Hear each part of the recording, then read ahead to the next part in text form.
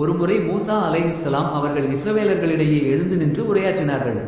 அப்போது அவர்களிடம், மக்களிடையே மிகவும் அறிந்தவர் யார் என்று கேட்கப்பட்டது. அதற்கு அவர்கள், நான் தான் என்று பதிலளித்து விட்டார்கள். ஆகவே அவர்களை அல்லாஹ் கண்டித்தான். ஏனெனில் மூசா அலைஹிஸ்ஸலாம் அவர்கள் அல்லாஹ்வே அறிந்தவன் என்று சொல்லாமல் விட்டுவிட்டார்கள். ஆகவே அல்லாஹ் மூசா அலைஹிஸ்ஸலாம் அவர்களிடம், இல்லை, இரு கடல்கள் சங்கமிக்கும் இடத்தில் என் அடியார் ஒருவர் இருக்கிறார், அவர் உங்களை விட அதிகமாக அறிந்தவர் என்று சொன்னான். மூசா அலைஹிஸ்ஸலாம் அவர்கள், என் இறைவா, அவரை நான் சந்திப்பதற்கு யார் வழிகாட்டுவார் என்று கேட்டார்.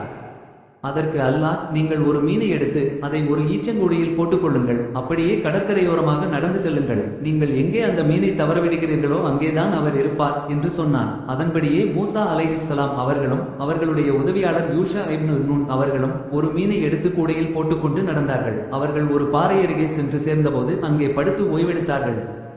உடனே மூசா அலைஹிஸ்ஸலாம் அவர்கள் தூங்கிவிட்டார்கள். மீன் குதித்து வெளியே